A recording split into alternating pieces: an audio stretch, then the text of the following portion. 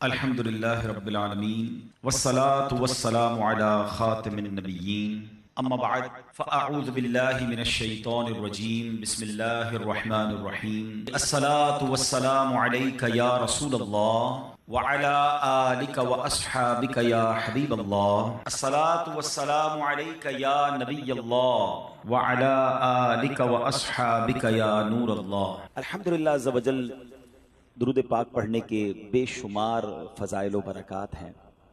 ایک بہت ہی خوبصورت حدیث پاک ہے، میرے آقا علیہ الصلوۃ والسلام فرماتے ہیں من صلی علیہ صلاۃ واحدۃ صلی اللہ علیہ عشرہ، جو کوئی شخص مجھ پر ایک بار درود پاک پڑھے اللہ کریم اس پر اپنی 10 رحمتیں نازل فرماتا ہے۔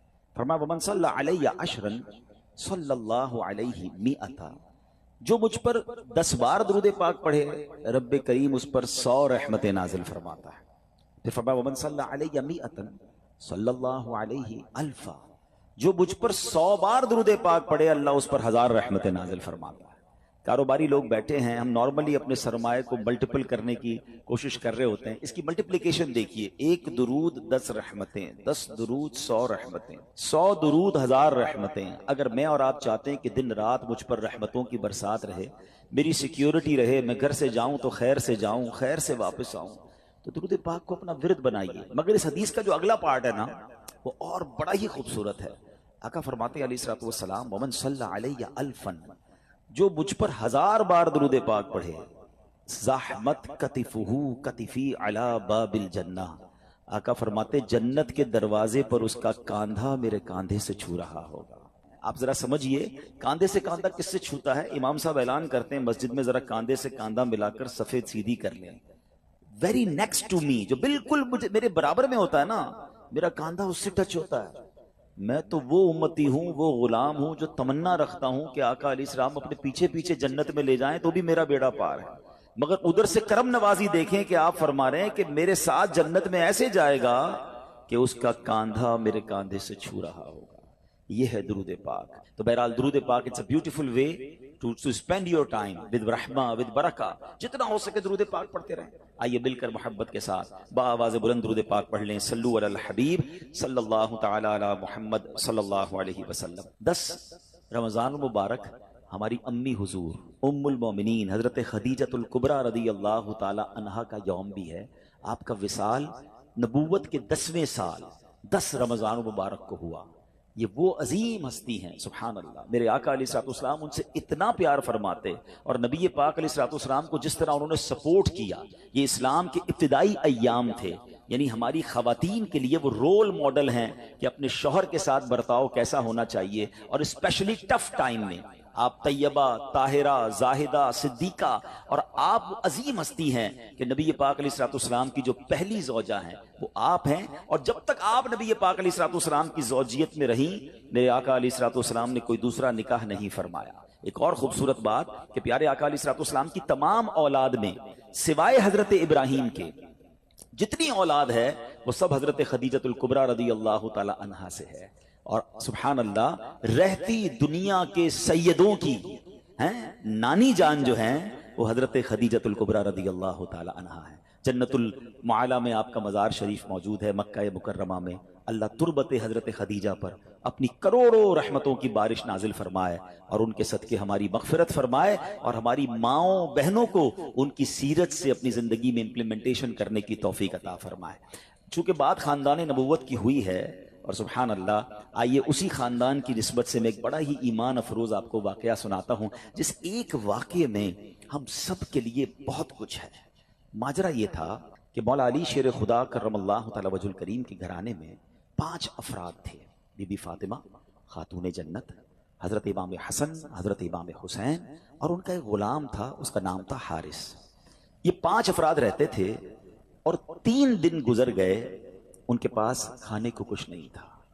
3 دن تک فاقہ ہے، کھانے کو کچھ نہیں ہے۔ خاتون جنت بی بی فاطمہ رضی اللہ تعالیٰ عنہ نے مولا علی سے کہا اے علی جا کر میرا یہ لباس بیچ کر آ جاؤ۔ ذرا میں تھوڑا سا واقعہ یہ بریک کرتا ہوں، ہم ساتھ ساتھ سیکھتے بھی جائیں گے تو انشاءاللہ آج بیان میں آنے کا مقصد بھی پورا ہو جائے گا۔ یہ گھرانہ کون سا ہے؟ یہ میرے آقا کا گھرانہ ہے، یہ نبی پاک علیہ الصلوۃ والسلام کی جگر کا ٹکڑا بی بی فاطمہ رضی اللہ تعالیٰ عنہ کا گھر ہے. مولا علی وہ ہیں کہ جن کے بارے میں نبی پاک فرمائیں جس کا میں مولا اس کا علی مولا، یعنی اس قدر عظیم گھرانہ. اور سرکار دو عالم علیہ الصلوۃ والسلام کے پاس نعمتوں کی کوئی کمی؟ آپ تو وجہ تخلیق کائنات ہے نا. نبی پاک علیہ الصلوۃ والسلام ہی از the reason of the all creation. خود فرماتے ہیں کہ اگر میں چاہوں تو یہ مکے کے پہاڑ سونے چاندی کے بن کر میرے ساتھ چلنا شروع ہو جائے، اتنا اتھارٹی ہے. مگر 3 دن سے کھانے کو نہیں ہے. مگر اس گھرانے میں شکوہ بھی نہیں ہے، اس گھرانے میں کمپلین بھی نہیں ہے. مگر اس گھرانے کا تو حال دیکھیں کہ 3 دن کا فاقہ ہے. کیا کبھی ایسا ہوا کہ ہم میں سے کسی نے اپنا لباس بیچا ہو کھانے کے لیے؟ خاتون جنت، جنتی عورتوں کی سردار، آپ کہہ رہی ہیں مولا علی شیر خدا کو کہ جا کر میرا لباس سیل آؤٹ کریں اور کچھ کھانے کو لے آئیں. سبق مل رہا ہے کہ اگر کبھی زندگی میں کوئی تکلیف آ جائے، کبھی کوئی جناب ہماری چیزوں میں کمی ہو جائے تو شکوے نہیں کرنے، صبر کرنا ہے. ہمیں تو جناب تھوڑا سا کاروبار ڈاؤن ہو جائے، تھوڑی مارکیٹ ڈاؤن ہو جائے، تھوڑا سا جناب کوئی نقصان ہو جائے تو ہمارا تو چہرہ ہی بتا دیتا ہے کہ لگتا ہے بہت بڑا لاس ہو گیا ہے. نہیں جناب، زباں پر شکوے رنجو علم لایا نہیں کرتے، زباں پر شکوے رنجو علم لایا نہیں کرتے، نبی کے نام لیوا غم سے گھبرایا نہیں کرتے. اب ذرا آگے سنیے. مولا علی شیر خدا کرم اللہ تعالی وجہ الکریم وہ لباس مارکیٹ میں جا کے سیل آؤٹ کرتے ہیں. وہ لباس بکتا ہے 6 درہم کا، ٹھیک ہے. اب لاجک تو یہ کہتی ہے کہ 6 درہم کا اناج خریدیں اور گھر والوں کے لیے کھانا لے کر جائیں. اسی دوران ایک سائل آ جاتا ہے، ایک اللہ کا بندہ آتا ہے، کہتا ہے اے ابو الحسن میں بہت غریب ہوں، مجھے اللہ کے نام پہ کچھ دے دو. اچھا، اب ہم جیسا کوئی آدمی ہوتا تو 6 میں سے چلیں، اگر بہت سخاوت بھی ہوتی تو چلے 1 درہم اسے دے دیتا. مگر یہ گھرانہ کیسا گھرانہ ہے، سخاوت کیسی ہے اس گھرانے میں. مولا علی شیر خدا نے 6 کے 6 درہم اس فقیر کو دے دیے. اگین ایمپٹی ہینڈڈ، سب دے دیے. تھوڑا آگے چلے تو ایک اعرابی آیا اور آ کر کہتا ہے، اس کے پاس اونٹنی تھی، کہ اے ابو الحسن، مولا علی کی یہ کنیت تھی، یہ اونٹنی خریدو گے؟ مولا علی کہتے ہیں میرے پاس تو پیسے ہی نہیں ہیں. تو کہا ادھار خرید لو. کہا کتنے کی دینی ہے؟ کہا 100 درہم کی. آپ نے اونٹنی خرید لی. تھوڑا اور آگے گیا تو ایک اور عربی آیا، ایک اور عربی شخص کہتا ہے اے علی یہ اونٹنی بیچنی ہے؟ کہا بیچنی ہے. کہا کتنے کی خریدی ہے؟ کیسا کوسچن ہے. بزنس کمیونٹی کے لوگ بیٹھے ہیں نا، ہم سے کوئی پوچھ لے آپ کی کاسٹ کیا ہے، اس کے بعد تو جناب وہ کلابیں لگتی ہیں، بھائی اللہ کی قسم میری تو کاسٹ ہی اتنے کی ہے. اچھا ہمیں سمجھ نہیں آتی، بندہ پہلے کاسٹ 1000 روپے بتاتا ہے، تھوڑی نیگوشیشن کرو تو 950 پہ آ جاتا ہے. یار ابھی تو آپ قسمیں کھا رہے تھے میری 1000 کی کاسٹ ہے. ہمارا یہ حال ہے. مولا علی شیر خدا گھر میں کھانے کو کچھ نہیں ہے، آپ فرماتے ہیں 100 درہم کی خریدی ہے. سچ کو آنچ نہیں ہے. وہ بندہ کہتا ہے 160 کی دینی ہے. آپ نے کہا بالکل دینی ہے. 160 میں آپ نے سیل کر دی. تھوڑا آگے گئے تو پہلے والا جو عربی تھا وہ آیا، کہا اے علی وہ اونٹنی کہاں گئی؟ کہا میں نے بیچ دی. کہا میرے پیسے دے دو. آپ نے 100 درہم دے دیے. خوشی خوشی گھر آئے اور بی بی فاطمہ کے ہاتھ میں 60 درہم رکھ دیے. خاتون جنت کہتی اے علی میرا جوڑا اتنا قیمتی تو نہیں تھا کہ 60 درہم کا بک جاتا. سنو مولا علی کیا کہتے ہیں. کہتے ہیں میں نے اللہ سے تجارت کی ہے، میں نے اللہ سے کاروبار کیا ہے، 6 ملے تھے وہ اللہ کی راہ میں خرچ کیے، اللہ نے مجھے 60 لوٹا دیے ہیں. ہائے ہائے ہائے. اب سنیے، اب آگے سنیے اس کی اور اس واقعے کا خوبصورت ٹرن اور سنیے گا، ایمان تازہ ہو جائے گا. اس گھرانے کی شان کیا ہے. اعلیٰ حضرت امام اہل سنت لکھتے ہیں نا، کیا بات رضا اس چمنستان کرم کی، کیا بات رضا اس چمنستان کرم کی، زہرا ہے کلی جس میں حسین اور حسن پھول. یہ گھرانہ ہی چمنستان کرم ہے. اب جب صبح بارگاہ رسالت میں گئے تو نبی پاک علیہ الصلوۃ والسلام کو یہ بتاتے، مولا علی بتاتے، اس سے پہلے سرور کائنات علیہ الصلوۃ والسلام سوال کرتے ہیں اے علی تمہارا کل تمہارے ساتھ جو معاملہ ہوا تم جانتے ہو کیا تھا؟ مولا علی کہتے ہیں اللہ عالم و رسول عالم، حضور آپ ہی بتا دے معاملہ کیا تھا. کہا اے علی جو تمہیں اونٹنی بیچنے آئے تھے وہ کوئی اور نہیں، وہ حضرت میکائیل علیہ السلام تھے. اے علی جو تم سے اونٹنی خریدنے آئے تھے نا وہ حضرت جبرائیل علیہ السلام تھے. اور جاننا چاہو گے وہ اونٹنی کون سی تھی؟ یہ وہی اونٹنی ہے کہ جس پر میری بیٹی بی بی فاطمہ خاتون جنت قیامت کے روز سواری کریں گی. یہ ایسا سخی گھرانہ ہے جو تم سے نہ مانگوں تو پھر کس سے مانگوں، تمہارا تو سارا گھرانہ سخی ہے. اب اس ایک واقعے سے اتنا کچھ ہے ہمارے لیے. میں کچھ اور بیان نہ بھی کروں نا، آج اسی ایک واقعے کو میں پرت بپرت کھولتا چلا جاؤں تو یہ ایک انسیڈنٹ، یہ ایک beautiful story of the family of رسول اللہ صلی اللہ تعالی علیہ وسلم میں کیا کچھ سکھا رہی ہے. قناعت کس کو کہتے ہیں، صبر کس کو کہتے ہیں، اللہ کی رضا پر راضی رہنا کس کو کہتے ہیں، اور پھر سخاوت کس کو کہتے ہیں، اللہ پر بھروسہ کس کو کہتے ہیں؟ ہم تو بہت عجیب و غریب لوگ ہو گئے ہیں، ہمیں تو اسباب پر بھروسہ ہے، ہماری تو کیلکولیٹر سے کیلکولیشن چلتی ہے کہ نہیں جناب اتنے سال محنت کروں گا تو یہ ملے گا، اپنے پلانز ہی ختم نہیں ہوتے، تھوڑا سا جناب ہمارا پلان ڈسٹرب ہو جائے تو لوگ مایوسی والی باتیں، ڈپریشن میں چلے جاتے ہیں، لوگ معاذ اللہ سوسائڈ کی باتیں کرنے لگ جاتے ہیں۔ کدھر گیا رب پر بھروسہ؟ نہ کریں ایسا۔ بعض اوقات آزمایا جاتا ہے، بعض اوقات اس میں بہت ساری حکمتیں ہوتی ہیں۔ ایک اور حدیث پاک کا واقعہ سناؤں گا، پھر اپنے ٹاپک کی طرف دوبارہ آتے ہیں۔ کمال کا واقعہ، اور یہ واقعہ نبی پاک علیہ الصلوۃ والسلام نے صحابہ کو سنایا۔ حضرت ابو ہریرہ رضی اللہ تعالیٰ عنہ اس حدیث کے راوی ہیں۔ حضرت ابو ہریرہ کہتے ہیں کہ نبی پاک علیہ الصلوۃ والسلام نے ہمیں یہ واقعہ سنایا کہ بنی اسرائیل میں 3 شخص تھے۔ اب ذرا غور سے سنیے گا، ہم میں سے کئی لوگ ایسے ہیں جو پچھلے 5، 10، 15 سالوں میں اللہ نے ان کو بڑا عروج دیا ہے، اللہ آپ کو اور ترقی دے، آپ کے رزق حلال میں اللہ اور برکت دے، مگر غور سے سنیے گا۔ آقا علیہ الصلوۃ والسلام فرماتے بنی اسرائیل میں 3 لوگ تھے، اللہ کریم کو ان کی آزمائش مقصود ہوئی، ان کا ایگزامینیشن مقصود ہوا۔ وہ تینوں بندے کون تھے؟ اس میں ایک بندہ تھا جس کو برس کا مرض تھا، کوڑ کا مرض ہوتا ہے نا، ایک بندہ تھا جس کی آنکھیں نہیں تھی، نابینا تھا، اور ایک بندہ تھا جس کے بال ہی نہیں آتے تھے، گنجا تھا، اس کی تمنا بڑی تھی کہ بال آ جائے۔ تینوں کسی نہ کسی پرابلم، کسی کلیمٹی، کسی ڈیفیکلٹی میں تھے۔ اللہ نے ایک فرشتہ بھیجا ان کے پاس۔ سب سے پہلے فرشتہ گیا برس کے مریض کے پاس، جس کے جسم پر داغ تھے، عجیب و غریب اس کی جلد تھی، سکن تھی، لوگ اس سے دور ہٹتے تھے۔ اس نے برس کے مریض کو کہا کہ بھائی یہ بتاؤ تمہاری سب سے بڑی تمنا کیا ہے؟ وہ کہتا ہے میری سب سے بڑی تمنا یہ میری بیماری دور ہو جائے، لوگ مجھ سے دور ہو جاتے ہیں، میری باڈی پر عجیب عجیب قسم کے داغ ہیں۔ فرشتے نے دعا کی، اس کے جسم پر ہاتھ پھیرا، اس کی باڈی بالکل ٹھیک ہو گئی۔ کہ یہ بتاؤ تمہیں مال کون سا اچھا لگتا ہے؟ تو وہ بندہ کہتا ہے کہ مجھے جو ہے وہ اونٹنی بڑی پسند ہے۔ فرشتے نے اس کو ایک اونٹنی دی جو گابن تھی، بچہ دینے والی تھی۔ فرشتہ آگے چلا گیا۔ اب فرشتہ پہنچا دوسرے بندے کے پاس، اور وہ بندہ تھا جو گنجا تھا، اس کے بال ہی نہیں آتے تھے۔ فرشتے نے کہا تیری خواہش کیا ہے سب سے بڑی؟ کہتا بس میرے بال آ جائیں، اس سے بڑی کیا تمنا ہے۔ فرشتے نے اس کے سر پہ ہاتھ پھیرا، دعا فرمائی، اس کے بال آ گئے۔ کہ تجھے مال کون سا پسند ہے؟ تو اس نے کہا کہ مجھے جو ہے وہ گائے بڑی پسند ہے۔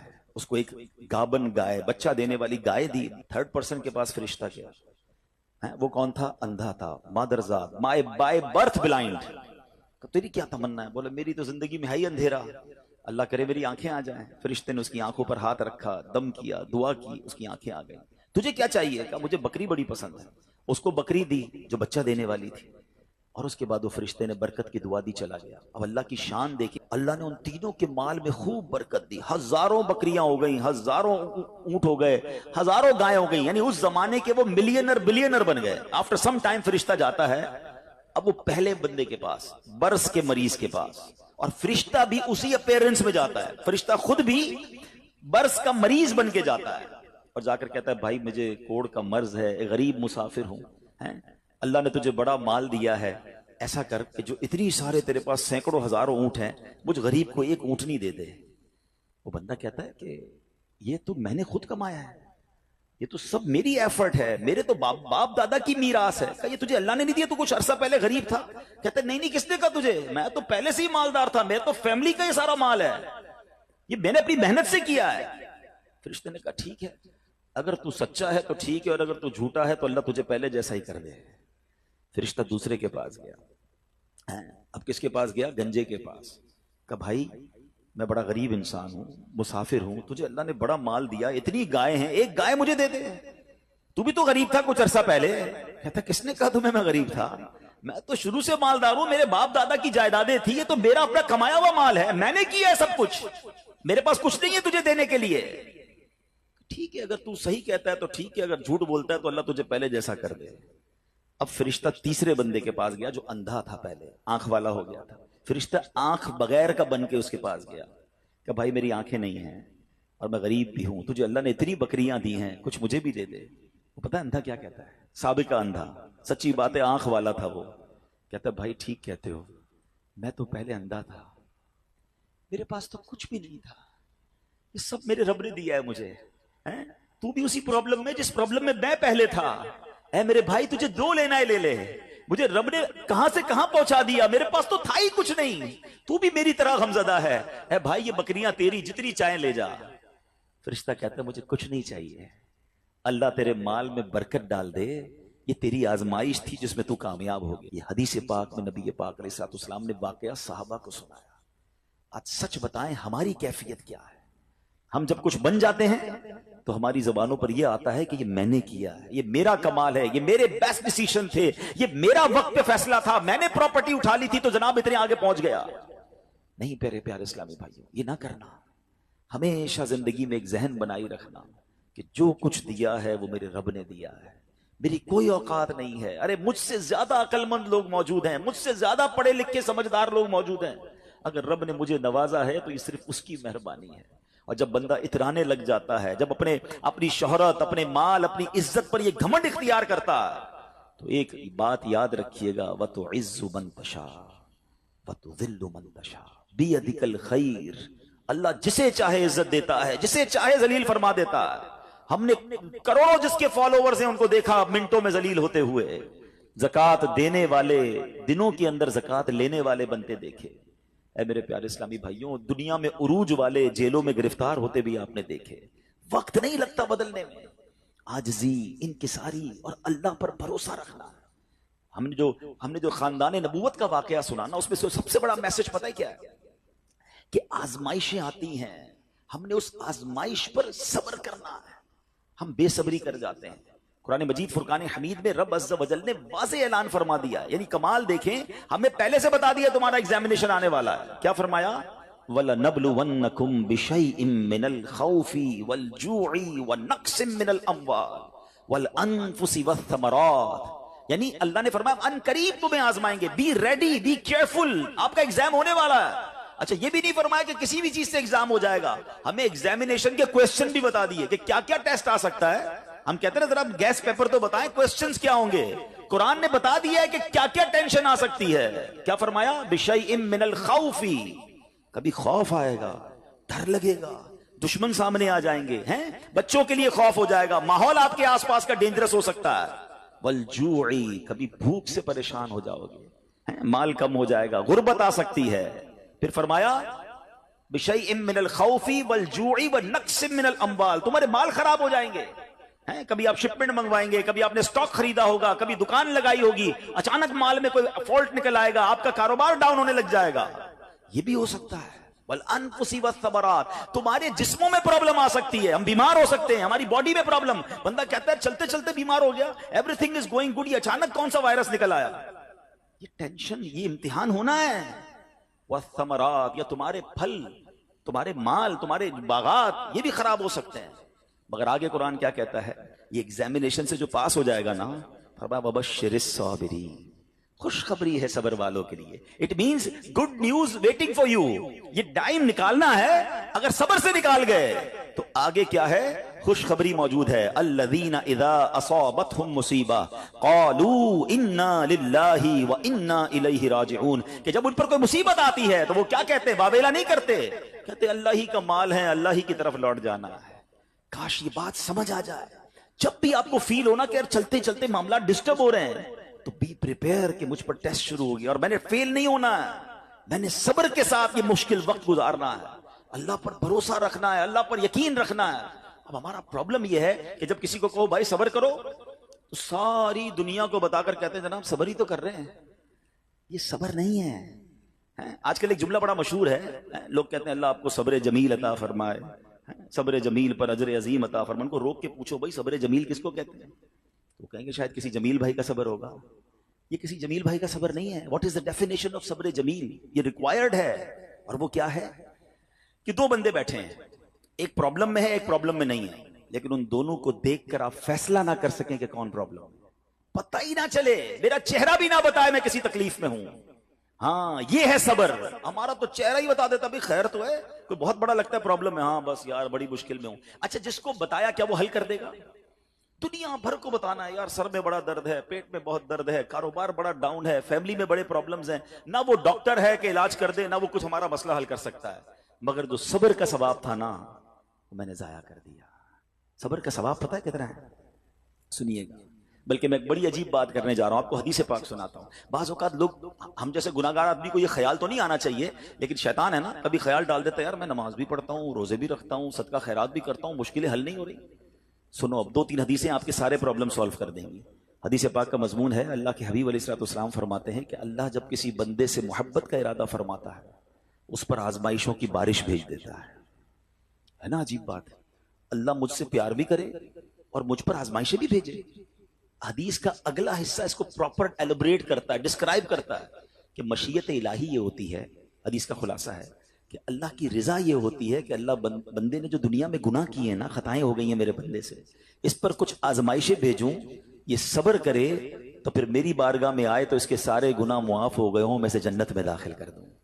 یعنی یہ آزمائشیں تو مجھے میرے گناہ معاف کروانے آ رہی تھی، میرے اللہ کی بارگاہ میں مجھے اللہ سے قریب کرنے آ رہی تھی، اور میں نے واویلا کر کے، میں نے شکوے کر کے وہ سارا ثواب ضائع کر دیا۔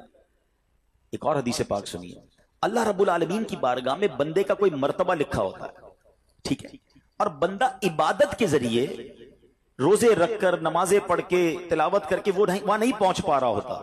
اللہ چاہتا ہے کہ یہ بندہ اس رینک تک پہنچ جائے، اللہ اس پر آزمائش بھیجتا ہے تاکہ میرا بندہ صبر کر لے تو اس کو وہ مرتبہ عطا ہو جائے۔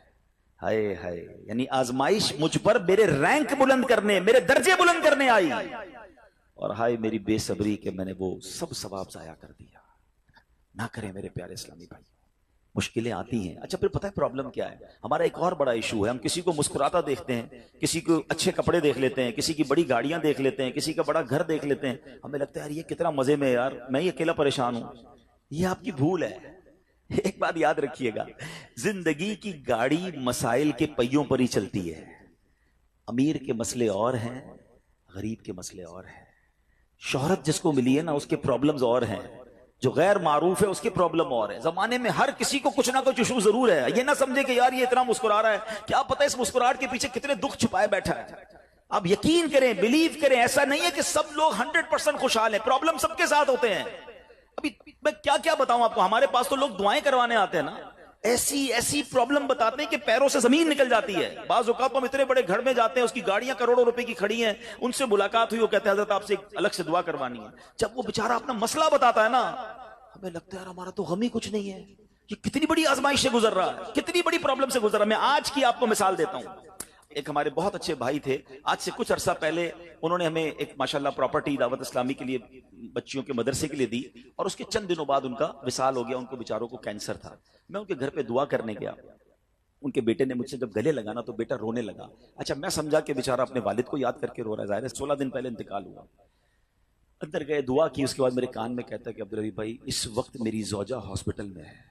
میں نے کہا کیا ہو گیا؟ کہ میری وائف کو بلڈ کینسر ہو گیا ہے۔ والد کا کینسر میں انتقال ہوا ہے، اللہ نے بڑا نوازا ہے ان کو، جیولرز ہیں، لیکن میں یقین کریں، میں آپ کو سچ بتا رہا ہوں، میں گاڑی میں بیٹھ کے میں بھی رونے لگا، کیونکہ وہ بندہ جب مجھے چھوڑنے آیا نا پھر میرے گلے لگ کے رو رہا تھا۔ میں سوچنے لگا یار کتنا دکھ ہے لوگوں کو، اللہ نے کتنی بڑی ہم پر مہربانیاں کی ہیں۔ اگر مجھے کوئی بڑی بیماری نہیں ہے، میرے بچے میرے ساتھ ہیں، میری فیملی میرے ساتھ ہے، نہیں چاہیے یار دنیا کے سارے اللہ تللے نہ ملے اتنی ساری لگژریز، صحت سے بڑھ کے کچھ نہیں ہے، مگر ہمیں اس کی قدر ہی نہیں ہے، ہمیں اس کی کوئی اہمیت کا اندازہ ہی نہیں۔ پوچھو ان سے، کروڑوں روپے ہیں مگر علاج نہیں ہو پا رہا، ڈاکٹر بعض اوقات مایوس کر دیتے ہیں۔ کتنا تکلیف میں ہیں لوگ، اور ہم ہیں کہ چھوٹی چھوٹی باتوں پر بے صبری۔ صبر تو کریں، اللہ کی رضا پر راضی تو رہیں۔ میں نے آپ کو خاندان نبوت کا واقعہ سنایا، ارے کھانے کو کچھ نہیں ہے مگر شکوہ نہیں ہے۔ کاش یہ بات ہمیں سمجھ آ جائے اور ہم ہر حال میں اللہ کا شکر ادا کرنے والے بن جائیں۔ اور ایک اور میں آپ کو بات بتاؤں، ہم جو دنیا والوں کو بتاتے ہیں نا، ہوتا کچھ نہیں ہے اس سے۔ مت بتایا کرو دنیا والوں کو، صحیح بتاتا ہوں، مت بتایا کرو، اپنے غم مت بتایا کرو، ثواب بھی چلا جاتا ہے۔ اور بعض اوقات یہ دنیا والے نا ہمارا مذاق بھی اڑاتے ہیں۔ ہم جب کسی کو اپنا پرابلم بتاتے ہیں نا، ہمارے سامنے تو بڑے اچھے بنتے ہیں کہ اچھا ٹھیک ہے میں کرتا ہوں کچھ، بعد میں جا کے دنیا میں باتیں کرتے ہیں، آیا تھا میرے پاس، اس کا یہ مسئلہ ہے، ہاں باتیں بڑی کرتا ہے، بڑی پرابلم میں ہے۔ کیوں بتاؤں میں دنیا والوں کو؟ وہ نعت کا شعر ہے نا، کسی کا احسان کیوں اٹھائیں، کسی کو حالات کیوں بتائیں، کیوں بتاؤں میں دنیا والوں کو مجھے کیا غم ہے نا میرے آقا سلامت رہے ہیں، اللہ کے حبیب علیہ الصلوۃ والسلام ہیں، اور رب عز و جل کی بارگاہ ہے، میں ادھر عرض کروں نا، کسی کا احسان کیوں اٹھائیں، کسی کو حالات کیوں بتائیں، آقا تم ہی سے مانگیں گے تم ہی دو گے، تمہارے در سے ہی لو لگی ہے۔ ہاں اللہ رسول کی بارگاہ میں عرض کیا ادھر آنسو بہاؤ، نہ بتاؤ دنیا والوں کو۔ ایک اور کمال کا شعر ہے کہ دنیا والے تو درد دیتے ہیں، دنیا والے تو درد دیتے ہیں، زخمی دل کی دوا مدینہ ہے۔ تو جب دنیا والوں نے کوئی ہمارا بھلا کرنا بھی نہیں، نہ ان کے ہاتھ میں ہے، شفا دینے والی ذات میرے رب کی، برکت دینے والی ذات میرے رب کی، تو اللہ سے ہی باتیں کرو نا۔ تو آج سے یہ ذہن بنا لے میرے پیارے اسلامی بھائی، مشکل آنی ہے تو صبر کے ساتھ وہ وقت گزارنا ہے، اللہ کی رضا پر راضی رہنا ہے۔ وہ بڑا کریم ہے، وہ اپنے غیب کے خزانوں سے آپ کو عطا فرمائے۔ توجہ بیان کی طرف رکھیے گا۔ اور اب آتے ہیں اس پورے واقعے سے ایک اور خوبصورت بات جو ہمیں سیکھنے کو ملی، اور وہ بات کیا ہے کہ نبی پاک کے خاندان کی سخاوت کیسی تھی۔ مولا علی شیر خدا کے پاس صرف 6 درہم تھے، آپ نے وہ سب کے سب دے دیے۔ مگر آج حال یہ ہے کہ لوگ اپنی زکوٰۃ ادا نہیں کرتے۔ آج زکوٰۃ لوگوں کو بھاری پڑنے لگ گئی ہے۔ جب کیلکولیٹ کرتے ہیں کہ جناب کروڑوں روپے زکوٰۃ، تو اس کے بعد ان کو بھاری لگتی ہے۔ نہ کریں ایسا، یہ زکوٰۃ مال کا میل ہے، اور اگر یہ مال کا میل آپ کے مال سے جدا نہ ہوا تو یہ آپ کے مال کو بھی میلا کر دے گا۔ ایک بات یاد رکھیے گا، سرکار دو عالم صلی اللہ تعالی علیہ وسلم کا یہ فرمان ہے، اپنی زکوٰۃ ادا کر کے اپنے مال کو مضبوط قلعوں میں قید کر لو۔ اگر میں اور آپ چاہتے ہیں نا کہ میری آپ کی پراپرٹی سیکیور رہے، ہمارے مال و اسباب سیکیور رہے، تو حدیث پاک میں تو فارمولہ موجود ہے کہ اپنے مال کو زکوٰۃ دے کر مضبوط قلعوں میں قید کر لو۔ لیکن یہاں زکوٰۃ دینے کے لیے تیار نہیں لوگ، لمسم نکال دیتے ہیں، کیلکولیٹ نہیں کرتے۔ یاد رکھیے یہ مال ہی عذاب بن جائے گا اگر آپ زکوٰۃ پوری ادا نہیں کرتے۔ اگر ہمارے پاکستان میں سارے سرمایہ دار کچھ نہ کریں، اپنی زکوٰۃ پوری ادا کر دیں، سارے زمیندار اپنی زکوٰۃ پوری ادا کر دیں، آپ اپنی آنکھوں سے دیکھیں گے کہ غربت کتنی جلدی ختم ہوتی چلی جا رہی ہے۔ میں نے ایک بار کیلکولیشن کی، ذرا سنیے گا۔ پاکستان زرعی ملک ہے، ٹھیک ہے، اور اس کی زراعت کی جو کیلکولیشن ہے وہ انٹرنیٹ پر موجود ہے، you can search your self. آپ چیک کر لیں کہ 2023 میں پاکستان کی ٹاپ 20 کراپس کون کون سی ہوئی ہیں، آپ انٹرنیٹ پر خود ڈھونڈ لیں، آپ کے سامنے اس کراپ کی کیلکولیشن بھی آ جائے گی کہ اتنے ملین ٹن، اتنے جناب کروڑ کے جی جو ہے وہ گندم ہوا، تو کاٹن ہوا، تو فروٹس ہوئے، تو شوگر ہوئی۔ پاکستان کو اللہ نے بڑا نوازا ہے۔ شریعت کا حکم کیا ہے؟ جس اللہ رسول کی ہم بات کر رہے ہیں، جس اسلام کو ہم نے قبول کیا ہے، شریعت کا حکم یہ ہے کہ اگر آپ کی فصل اگتی ہے تو اس فصل میں اگر بارش کا پانی ہے اور آپ اپنا پانی پرچیز نہیں کر رہے اور صرف بارش سے آپ کی فصل اگ رہی ہے، تو جتنی فصل اگی 10% عشر کیا کہتے ہیں 10ویں حصے کو، وہ آپ نے نکال دینا ہے اللہ کی راہ میں، وہ غریبوں کا حق ہے، وہ زکوٰۃ ہے زمین کی۔ اور اگر آپ پانی ٹیوب ویل وغیرہ سے لیتے ہیں، پیسوں سے خریدتے ہیں، تو 5%۔ آپ بلیو کریں، میں بیٹھا کیلکولیٹر لے کر کہ پاکستان کی ٹاپ 10 کراپس کتنی ہوتی ہیں، اس کی مالیت کتنی ہے، اس کی ویلیو کتنی ہے، وہ میں نے بنائی اور اس کا 5% لگایا جو دینا ہی دینا ہے۔ آپ یقین کریں وہ بھی خربوں روپے میں بن گیا۔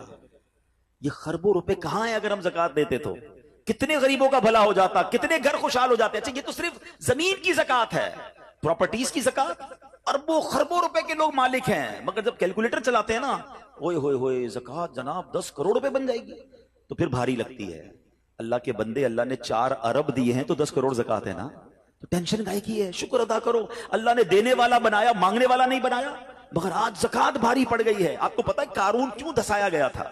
قارون یہ حضرت موسیٰ کا کزن تھا، یہ تورات کا عالم تھا اور بڑا عالم دین تھا، مگر جب حضرت موسیٰ نے اس کو زکوٰۃ کا حکم دیا نا، اس کے پاس کتنے پیسے تھے کہ قرآن کہتا ہے اس کی خزانوں کی چابیاں ایک جماعت لے کر چلتی تھی، خزانے نہیں، صرف کیز آف دا ٹریجر، اتنا خزانہ تھا۔ مگر کیا ہوا یہ کہ جب حضرت موسیٰ نے اس کو کہا، اچھا اس زمانے پتہ زکوٰۃ کتنی تھی؟ ابھی تو 100 پہ 2.5 ہے نا، 1000 پہ 1۔ آپ نے فرمایا ہر 1000 پر 1 تم نے زکوٰۃ دینی ہے۔ اس نے کیلکولیٹ کیا تو بہت بنتے تھے۔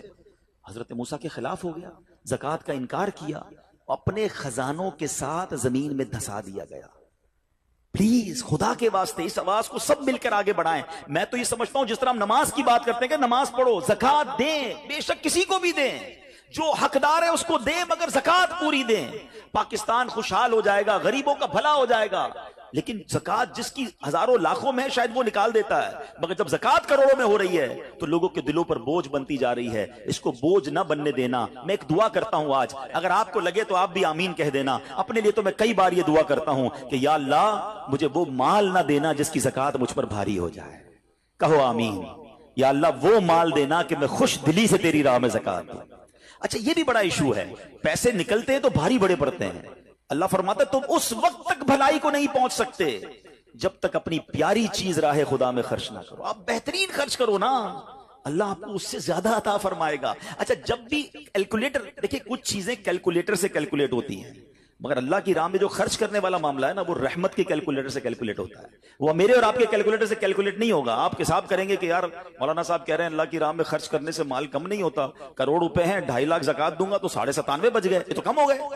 آپ اس کو کہیں نوٹ کر لیجئے، اگلے سال آپ کروڑ روپے کی زکات نہیں دے رہے ہوں گے، آپ اس سے زیادہ کی زکات دے رہے ہوں گے. یہ کیسے؟ جو بھی زکات دیتا ہے آپ اس کو پوچھ لیجئے، ہر سال اس کی زکات بڑھتی ہے. کیوں بڑھتی ہے بھائی؟ زکات تو پیسے کم ہونے چاہیے تھے. نہیں جناب، یہ میرے نبی علیہ الصلوۃ والسلام کا وعدہ ہے. ویسے تو میرے آقا جو فرمائے حق ہے، مگر اس حدیث میں اللہ کے رسول علیہ الصلوۃ والسلام نے قسم اٹھائی. آپ فرماتے ہیں میں قسم کھا کر کہتا ہوں اللہ کی راہ میں خرچ کرنے سے مال کم نہیں ہوتا.